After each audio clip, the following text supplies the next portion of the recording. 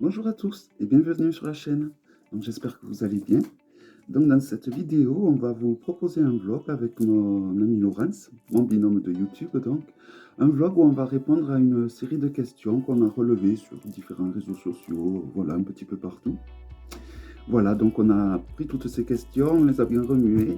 Et donc on va vous faire un premier vlog donc de 5 ou 6 questions, je crois. Après on vous fera la suite donc au prochain vlog. Voilà. Alors, la première question est, quels sont tes 3 premiers jeux divinatoires? Donc, les 3 premiers jeux divinatoires, donc mon tout premier, que j'ai racheté plusieurs fois à cause de l'usure, à cause que j'avais écrit dessus, et le tarot de Marseille et de Grimaud. Voilà. Donc, pour la petite histoire, je l'avais acheté à l'âge de 13 ans, je crois. À l'époque, il passait à la télé, alors pour les plus âgés d'entre vous, vous devez connaître, une émission qui s'appelait Mystère. Et ils avaient montré donc les images de ce tarot de Marseille qui m'avait étrangement attiré. La carte du diable particulièrement m'avait énormément attiré, le pendu, les cartes un peu dures au final, la mort, toutes ces l'arcane sans nom, je veux dire, toutes ces cartes m'avaient énormément attiré. Du coup, je m'étais mis dans la tête de l'acheter pour le voir d'un peu plus près. Et bon, arrivé chez moi, ma grand-mère m'a dit, de retour au magasin, et donc du coup j'ai acheté un tarot normal, un pique, trèfle, cœur. Voilà, s'il faut, je toujours par là, celui-là. Bon, enfin, mais ça a été celui-là, que j'ai ramené. Et après, je l'ai reacheté des années bien après. Mais avant de le reacheter, j'ai une amie qui m'a offert celui-là, où ça a été une vraie révélation, le tarot d'Autier. Donc ça, c'est une version en double que j'ai. Ma version à moi, elle est dans une boîte emballée. Voilà, je vous montre celui-là. Donc c'est un vieux tarot italien de la famille d'Auti.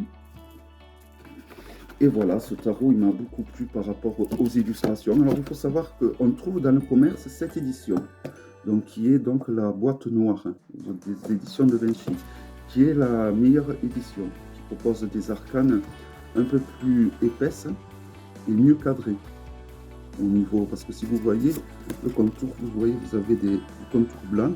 Dans cette édition-là, ça ne se voit pas comme dans les autres éditions, et les cartes sont beaucoup plus épaisses. Donc ce tarot m'a beaucoup plu. Moi, le tarot que j'utilise, j'ai écrit dessus et je trouve que ça rajoute du cachet, un peu comme Béline a fait. Ça dépend comment on écrit, bien sûr. Il a fallu que j'ai passé énormément de tarots. Ce tarot, je sais pas, j'ai dû en acheter une dizaine au moins des tarots comme ça, pour être satisfait de ce que je voulais écrire dessus. Puis des fois, je voulais changer. Et d'ailleurs, j'en ai racheté un autre dernièrement parce que je compte rechanger. Voilà. Donc j'adore les illustrations. J'aime les tarots italiens de toute façon. Ça reste mon premier amour. Voilà. C'est vraiment... et les arcanes mineurs sont pas illustrés comme un rider, mais ils sont magnifiques. Malgré tout, c'est les arcanes mineurs qui me plaisent énormément. Donc là, c'est les bâtons. Il est pas mélangé. Je vais vous présenter les épées. Ça reste très proche au niveau de l'iconographie des mineurs proches de Marseille, mais ce n'est pas du tout à Marseille. C'est beaucoup plus appliqué, c'est pas du tout pareil, quoi, on ne peut pas comparer. Ça, c'était les riches familles d'Italie qui se faisaient faire ce genre de tarot. Voilà, là, il y a le cavalier de bâton. Et voilà, ça a été ça, on va dire que ça a été au final le premier tarot à qui j'ai tiré les cartes au passant. Au passant, aux personnes. J'ai étudié avec le Grimaud et j'ai tiré les cartes avec celui-là. Et alors après, mon troisième, alors pour le coup c'est un rider. Alors par contre j'ai bloqué sur celui-là parce que c'était mon premier rider. Et alors le fait que j'ai bloqué un truc, le fait que la force soit inversée avec la justice. J'étais tellement habitué à cet ordre que ça m'avait vraiment énormément perturbé à l'époque. Donc mon troisième tarot divinatoire est celui-là, le Necromonicon. Alors celui-là par contre je l'utilisais que sur les amis, vraiment les amis très proches. D'ailleurs je l'utilisais un peu comme un Marseille avec une majeure séparée. Voilà. Voilà, il y a toujours pareil, à l'époque, je m'intéressais un peu aux histoires un petit peu bizarres, on va dire, et donc il y avait tout plein de légendes autour de ce fameux livre du Necromonicon. Alors bon, j'avais vu qu'il existait le tarot, j'avais vu qu'il en existait deux, j'avais bien fouiné, et bon, cette version était celui-là que je trouve qui se rapprochait, qui était le plus joli, tout simplement. Voici le dos. La qualité des cartes, en plus, des arcanes, elle est vraiment très bonne, hein, franchement. Il n'y a rien à redire à ce niveau-là. Voilà, donc mes trois premiers jeux divinatoires. Le Grimo, le Doti et le Necromonicon. Alors ensuite, une qualité et un défaut du TDM. Alors, une qualité, je trouve que c'est au final, ceux qui vont l'apprendre pour la première fois, qui vont trouver que c'est un défaut, ça va être les arcanes mineurs. Et pour moi, je trouve que c'est une qualité au final. Je trouve qu'il est tellement impersonnel qu'on peut bien s'y projeter dedans. Je trouve que le fait que les arcanes mineurs ne soient pas imagés, ça ne nous enferme pas dans un dessin. Et du coup, on peut, une fois qu'on connaît les définitions, on peut vraiment utiliser notre intuition à son paroxysme, parce que justement, on n'est pas enfermé dans la scène qu'on voit, et donc du coup, on ne va pas se cantonner juste à ce dessin. Ça va nous obliger, c'est plus dur dans un premier temps. Bien que moi qui ai fait Marseille après Rider, ça a été dur de passer, de comprendre, mais voilà, je trouve que voilà, la qualité justement de ce tarot, c'est le fait qu'il soit impersonnel, le fait qu'on ne sache pas qui c'est qui l'a créé, on peut au final bien se l'approprier. Il n'y a pas la patte d'un créateur au final. On ne sait pas d'où viennent ces personnages, on ne sait pas tout ça. Donc on peut vraiment se l'approprier, je trouve. Voilà, le fait qu'il soit autant impersonnel, ben, fait de lui sa force. Voilà. Et alors, un défaut, je dirais, ça ne vient pas vraiment du tarot, mais c'est plus les personnes qui utilisent ou qui étudient surtout le tarot de Marseille. Je trouve qu'ils ont un ego, mais un ego surdimensionné. Alors, c'est le tarot premier, c'est le meilleur tarot, c'est le premier tarot du monde, c'est le premier tarot existant. Voilà, je trouve qu'ils ont souvent un ego surdimensionné. Et, euh, et souvent, les personnes qui étudient le tarot de Marseille pensent être des bons tarologues, mais pour être des bons tarologues, il faut tirer les cartes. Et c'est pas juste en lisant des bouquins que ça fait de nous des bons tarologues. Mais voilà, et je trouve que bon, c'est pas des, je pense pas des gens de YouTube, c'est vraiment toutes les personnes que j'ai rencontrées qui utilisaient le tarot de Marseille cherchaient toutes à être plus fortes les unes que les autres, à avoir la meilleure idée, la meilleure truc. Et c'est pour ça d'ailleurs que je me suis dirigé vers le rider au final, parce que ça m'a saoulé, tout simplement. Après, je pars du principe qu'il faut de l'ego. Moi, je trouve que l'ego, c'est ce qui aide à avancer. Mais là, à ce niveau-là, ça devient maladif, presque. Alors, la qualité et le défaut du rider. Alors, la qualité, c'est la multitude de jeux qu'il existe. Je trouve qu'il y a des riders, c'est comme des tableaux. C'est des tableaux, même. Le fait que les arcanes mineurs soient illustrés, ça permet de faire une multitude de tableaux, de dessins magnifiques. Voilà, je trouve que c'est... Il en existe tellement, et il en existe des magnifiques que tout le monde peut trouver un jour ou l'autre un rider qui lui parle, qui lui plaise, tellement que certains sont magnifiques, quoi. Voilà. Moi, pourtant, j'ai craché sur le rider, je ne pensais pas, et après, à force d'en acheter, de très beaux, ben, il y en a qui m'ont bluffé, ouais, tout simplement. Et le défaut, ben, je dirais que c'est quelque part un peu les arcanes mineurs, même si je trouve qu'elles sont très belles, surtout celle que je vais vous présenter pour les prochaines questions. Mais quelque part, ça nous enferme dans une scène de vie. Et donc, des fois, il faut aller au-delà du dessin qu'on voit. Et ça, c'est pas évident, des fois. C'est plus facile sur le Marseille que sur le rider, je trouve. Parce que sur le rider, ben, il y a la scène de vie et on a tendance à bloquer cette scène de vie. Et donc, c'est pas évident d'aller au-delà. Et des fois, même, c'est limité juste à la scène de vie qu'on voit. Et donc, du coup, ça peut être gênant, je trouve. Enfin, j'ai trouvé que c'était gênant pour moi au début. Alors, comment j'ai appris le tarot? Alors, au début, j'ai essayé d'aller vivre, mais c'était une catastrophe. Et après, heureusement, un jour, j'ai rencontré une grande dame qui m'a initié au tarot. Donc, elle a une cinquantaine d'années d'expérience dans la cartomancie, principalement dans le tarot de Marseille.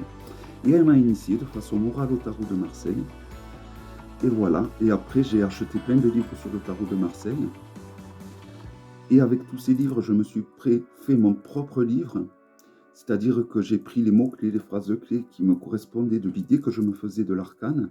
Et je me suis fait mon propre livre comme ça. Mais la plus grosse partie a été une initiation gratuite de façon orale. Franchement, et si ça serait à refaire, je referai parce que ça m'a permis de... Bon, il y a eu un gros boulot à faire, hein, quand on est initié comme ça, qu'on rentre dans un groupe de façon orale, parce qu'il faut se mettre à niveau du groupe. La personne, pendant les 2 ou 3 premiers jours, elle va reprendre à zéro pour la personne qui arrive, mais après, il faut savoir se mettre à la page des autres. Donc, il y a eu un énorme boulot qu'il a fallu que je fournisse pendant 5 ans. J'étais boulimique du tarot. J'ai lu plein de livres, j'ai écrit plein de livres, j'en ai écrit plus de 12 hein, sur le tarot, et peu comme ça à peu près. Et voilà, il n'y a que comme ça que ça rentrait. De toute façon, les définitions, mes définitions. Parce qu'au final, je prenais les définitions d'un livre, les mots-clés de celui-là, de celui-là, de celui-là, de celui-là, et je me suis fait mon propre livre. D'autres mots-clés que j'ai rajoutés, que quand je faisais des tirages, je trouvais que des fois, qu'il y en a qui étaient pertinents et que je ne trouvais pas dans les livres. Ben voilà, je me suis fait mon propre livre comme ça. Et l'initiation orale m'a énormément aidé. Voilà. Et après, il faut se détacher aussi de cette initiation orale pour s'approprier notre propre tarot. Et ça, c'est pas évident à faire aussi. Alors, quel conseil donnerais-tu pour apprendre le tarot?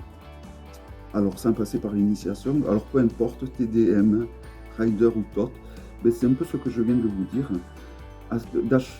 Le mieux, c'est soit vous n'achetez pas de livre, vous tirez une arcane tous les jours, et arrivé au soir, vous revoyez toute la journée, et vous notez tout ce qui vous est arrivé, que vous trouvez qui correspond à l'image que vous avez tirée. Ou alors vous achetez plein de livres, vous prenez chaque arcane, un soir vous prenez une arcane, vous prenez tous les 3 livres que vous avez achetés, par exemple 3 ou 4 livres, et vous sélectionnez les mots-clés de chaque livre qui correspond à ce que vous faites comme idée de l'arcane. Donc c'est bien quand même d'avoir fait quelques tirages un peu avant. Donc dans un premier temps, il faut faire des tirages. Si vous voulez apprendre, il faut faire des tirages, des tirages, des tirages. Des tirages aux amis, des tirages aux personnes qu'on ne connaît pas, donc des tirages gratuits. Hein. Dans un premier temps, on ne va pas se faire payer quand on démarre comme ça. Vous faites plein de tirages. Il faut vraiment en faire en pagaille.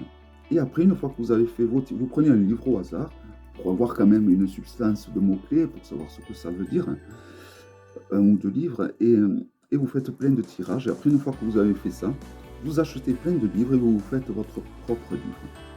Vous relevez les mots-clés pour chaque arcane. Prenez une arcane par jour. Vous relevez tous les jours dans chaque bouquin les mots-clés de ce qui, pour vous, correspond cet arcane par rapport au tirage que vous avez fait, par rapport aux mots-clés qui résonnent en vous par rapport à l'arcane, et vous faites votre propre livre. Et petit à petit, comme ça va venir tout seul. Voilà. Mais c'est surtout, il faut privilégier les tirages. Et surtout, à des personnes, moins on connaîtra les personnes, mieux ça sera. Voilà. Et il faut surtout se noter surtout. Alors ensuite, donne 2 ou 3 livres sur le tarot que tu ne te passeras pas.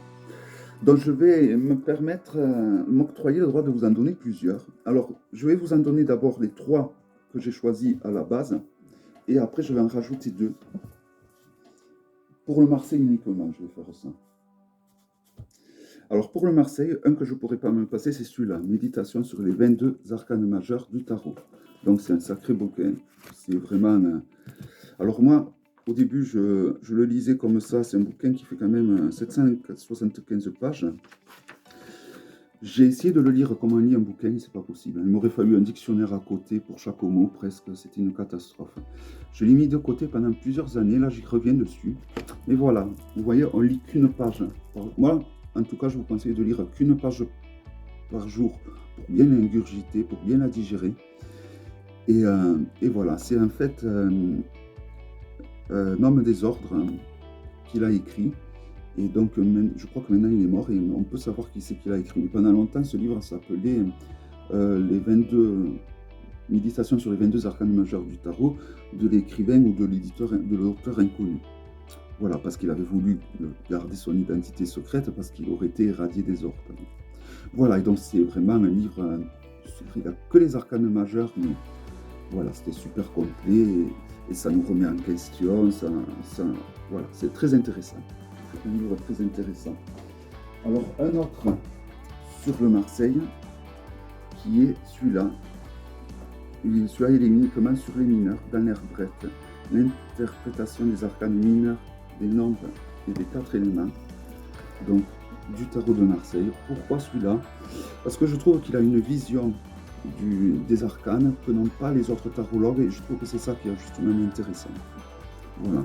Je trouve qu'il apporte une vision des arcanes mineurs un petit peu différente que celle que j'avais appris et donc ça a été très riche de lire ce bouquin. Donc pour écrire ce livre, il s'est servi de 2 tarots, du tarot de Grimaud et du tarot des alchimistes, je crois. Et voilà, c'est vraiment un livre très intéressant. Vous voyez par exemple l'As de bâton, et vous avez plein de... Voilà, c'est un livre qui fait quand même... Aussi, c'est un gros pavé. Voilà, il fait dans les 510 pages. Voilà, aux éditions Oriane. Donc, de toute façon, il n'y a pas beaucoup de livres sur les arcanes mineurs du tarot de Marseille. Il n'y a que lui, ou il y a celui-là de Corinne Morel. Mais Corinne Morel, voilà, ça ressemblait à ce que j'avais appris, à ce qu'on m'avait initié. Donc, ça ne m'intéressait pas. Celui-là, c'était un peu différent. Donc, c'est pour ça, c'était des définitions différentes. Et c'est ça que je trouvais riche, justement, dans ce livre. Alors, j'ai hésité entre l'Atlas du tarot, ou l'Encyclopédie du tarot, et celui-là, aux éditions Trajectoire d'Isabelle Nodoni. Et finalement, j'ai choisi celui-là. Et ce qui a fait la différence, ce qui m'a fait choisir celui-là, c'est tout simplement que, à la fin de ce bouquin, vous avez les significations divinatoires des plus grands courants ésotériques du tarot de Marseille de notre temps, quoi. Il y a les définitions ésotériques de cours de Gébelin, du comte de Melun, d'Oswald White, oh là là, le nom, de Paul Marteau. Voilà, et donc pour chaque arcane majeur, vous avez donc les définitions de ces grandes personnes, j'ai envie de dire. Voilà, donc par exemple pour la Lune, vous avez cours de Gibelin ici. Ensuite, on tourne.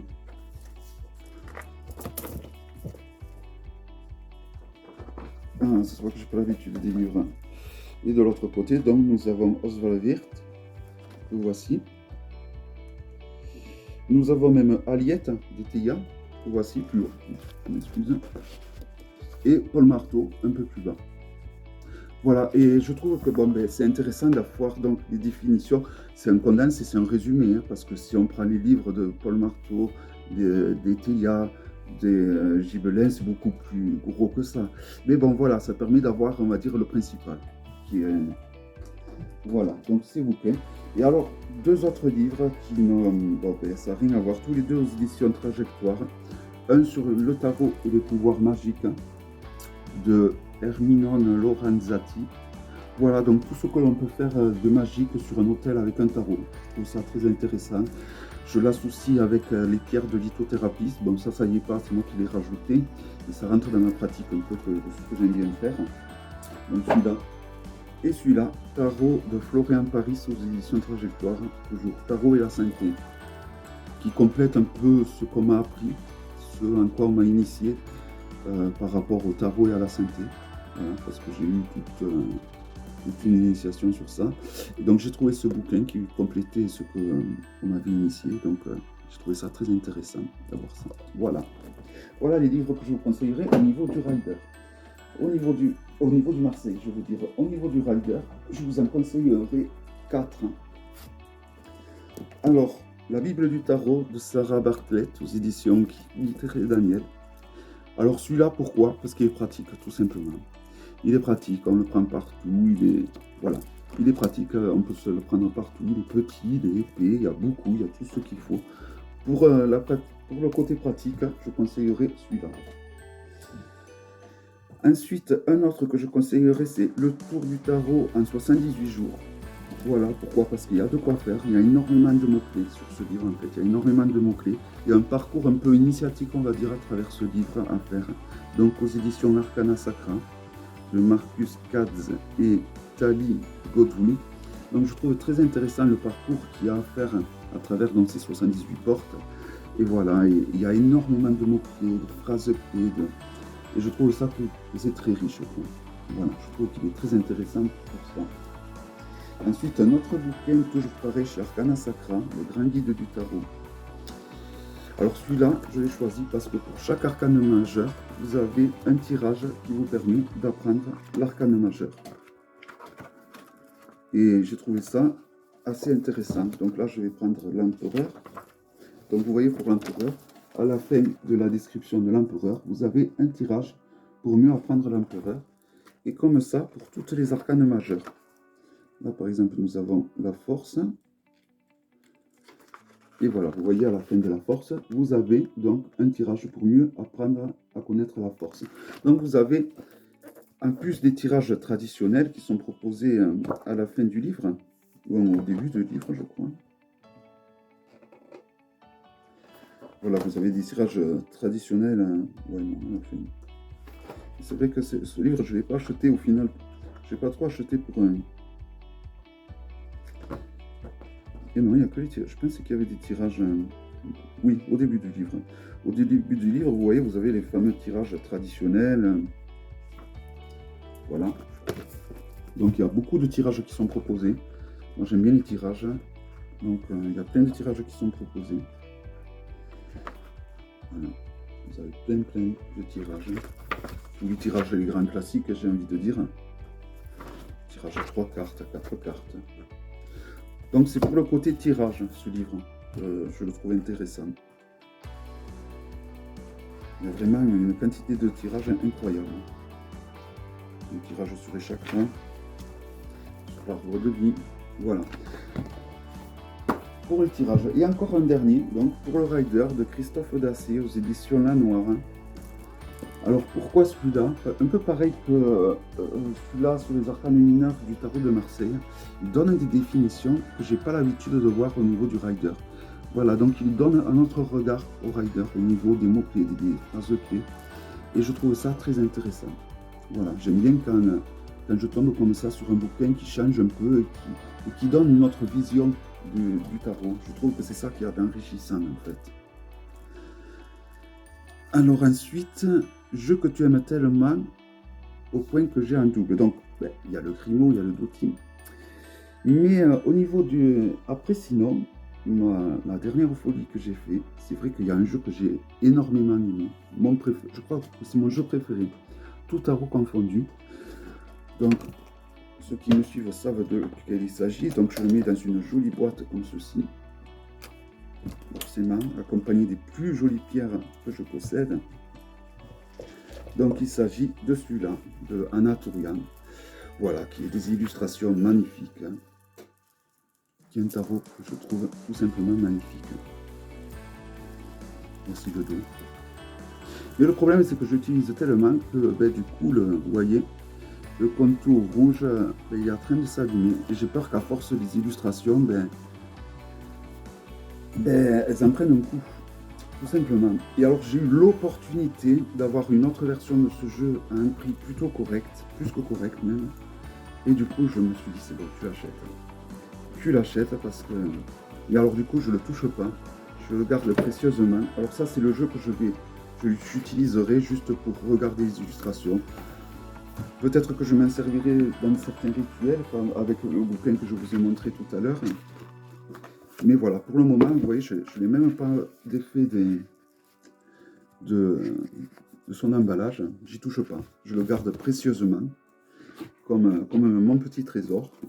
Voilà, c'est vrai que, voilà. Et je pense que le tarot offre écho, mais je sais pas, c'est pas pareil. Celui-là, je l'ai attendu 7 ans. J'ai cru qu'il me plairait pas. Et finalement, ça a été un jeu qui m'a littéralement, j'ai trouvé magnifique, quoi. Les illustrations, je trouve, je vais essayer de vous trouver vraiment des illustrations qui me plaisent. Voilà. Et à la base, ce jeu, je l'ai acheté vraiment parce qu'au début, on savait, il n'y avait pas trop d'illustrations sur Etsy concernant ce jeu. On voyait qu'une image. Et c'est juste à partir de cette image que j'ai acheté ce jeu, sans trop savoir ce qu'il allait venir avant. Parce qu'avant, je n'allais pas sur Instagram, je ne connaissais pas trop. Donc, Anaturian postait des images sur Instagram et je ne savais pas. Donc, voici l'arcane des amoureux. Regardez comme elle est magnifique, bien faite. Voilà. Je trouve ce jeu tout simplement d'une beauté. Il y a des détails, il y a tout ce qu'il faut pour moi. C'est une réussite totale. Il est un peu héroïque fantasy, un côté que j'apprécie beaucoup. Hein.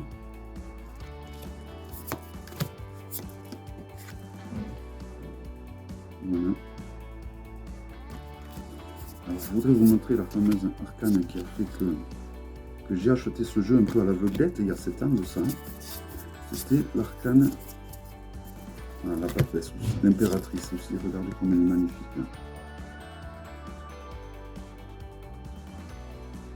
Voilà, c'est vraiment un jeu, je le trouve d'une beauté, mais je trouve qu'Anaturian la mort, elle est terrible aussi. Elle est super bien dessinée, super bien pensée. Et le tarot africo, j'ai vu quelques images aussi, il s'annonce de toute beauté. Vraiment, je vais la trouver.